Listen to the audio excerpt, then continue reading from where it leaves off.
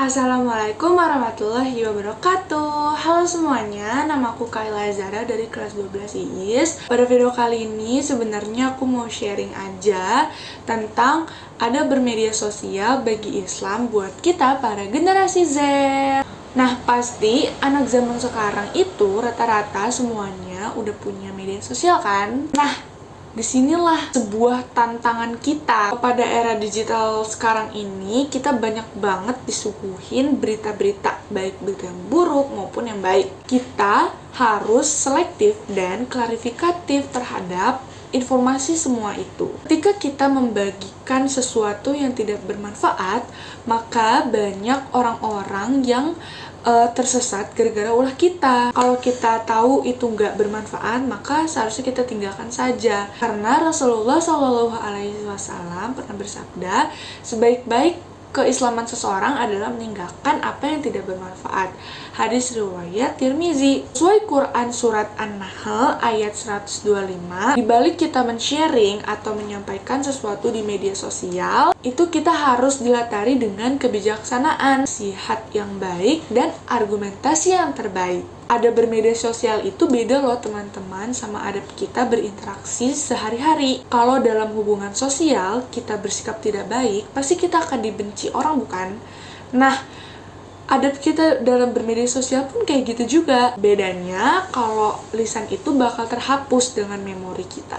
Tapi kalau udah masuk ke media sosial itu jejak digital akan susah dihapus. Nah, karena itu, salah satu adab yang perlu kita jaga adalah menjaga tangan kita dari sesuatu yang bisa menyakiti orang lain. Bisa jadi orang yang tersakiti itu nggak maafin kita. Apalagi kalau udah viral, gimana kita minta maaf? Mau nggak mau ya kita udah berhadapan sama medsos karena emang udah zaman. Nah, karena adanya medsos ini justru bisa nambahin keimanan dan ketakwaan kita sama Allah. Karena dengan adanya medsos ini, kita jadi mudah mengakses kayak surat-surat Al-Quran, dalil-dalil, hadis. Nah, sebenarnya berita-berita hoaks, informasi yang gak bermutu, itu udah disinyalir Nabi sejak 15 abad yang lalu. Imam Ahmad meriwayatkan, sesungguhnya menjelang kiamat akan terjadi pengkhususan salam hanya untuk orang tertentu.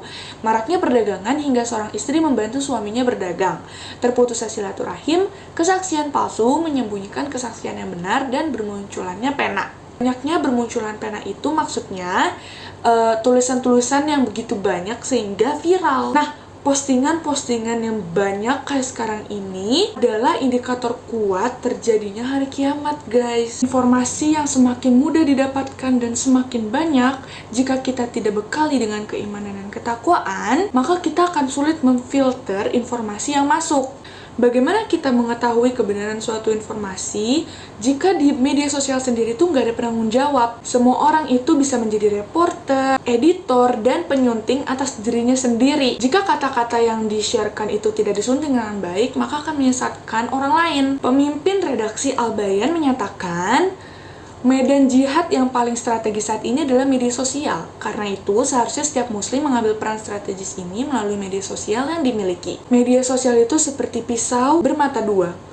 Jika digunakan dengan baik, maka akan menyelamatkan kita. Jika tidak, maka akan menjerumuskan kita. Karena itulah kita pilih jalan surga melalui media sosial. Jagalah adab-adab, jangan mudah memfitnah, karena fitnah lebih kejam daripada pembunuhan menurut surat Quran surat Al-Baqarah ayat 191. Nah, dari pembahasan ini disimpulkan bahwa adab yang perlu dijaga dalam bermedsos, yang pertama, tidak asal menyebar berita sebelum diverifikasi. Ketiga, berjihad dengan menebar konten bermanfaat di media sosial. Keempat, kita harus ekstra hati-hati menjaga jari-jari kita dan tangan kita atas segala komentar-komentar jahat di media sosial.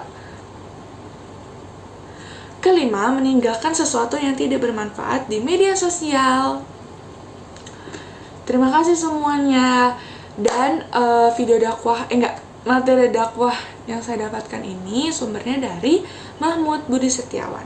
Terima kasih. Wassalamualaikum warahmatullahi wabarakatuh.